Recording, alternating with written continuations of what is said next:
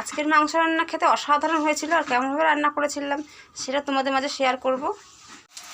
মাংসটা আমি ভালো করে ধুয়ে নিয়ে এসেছি। এখন এর মধ্যে দিয়ে দিলাম ছোটো ছোটো 4টে আলু। এই সব মশলাগুলো এখন আমি শিলে বেটে নেব। এখন বেটে রাখা মশলাতে কিছুটা মশলা আমি নিয়ে মাংসর মধ্যে দিয়ে দিলাম। অল্প একটু তেল দিয়ে দিলাম, 1 মুটকি ভিনিগার দিয়ে দিলাম। এখন সব মাখিয়ে কিছুক্ষণের জন্য রেখে দেব। তেজপাতা, শুকনো লঙ্কা আর গোটা গরম মশলা ফোড়নে দিয়ে দিলাম। এখন পেঁয়াজগুলো দিয়ে কিছুক্ষণ ভাজা ভাজা করে নেব। পেঁয়াজটা ভাজা হয়ে গেছে, সুন্দর একটা গন্ধ বেরিয়েছে।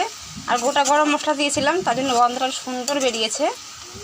এখন বেটে রাখা মশলাটা দিয়ে দিলাম, মশলা ধোয়া জল দিলাম, আন্দাজ মতো লবণ, হলুদ দিয়ে এখন মশলাটা আমি কষিয়ে নেব। কাজু আর পোস্তগুলো আমি বেটে নেব। মশলা কষানো আমার হয়ে গেছে। এখন বেটে রাখা কাজু আর পোস্তটা দিয়ে দিলাম। আরও কিছুক্ষণ এখন কষিয়ে নেব।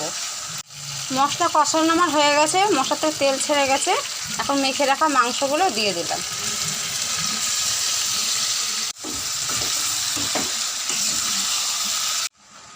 এখন আঁচ কমিয়ে চাপা দিয়ে আমি কষবো।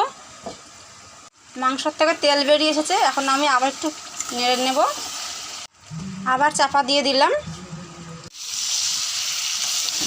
মাংস আলু আমার কষানো হয়ে গেছে। মাংস আলু দুটোই আমার ভালোভাবে সিদ্ধ হয়ে গেছে।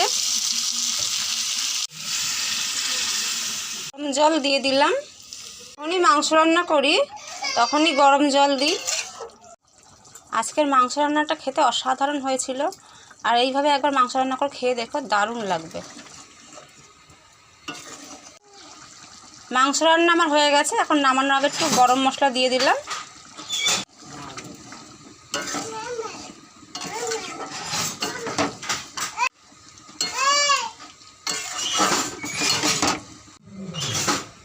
কেমন লাগলো আজকের রেসিপি? যদি ভালো লাগে লাইক করো, কমেন্ট করো।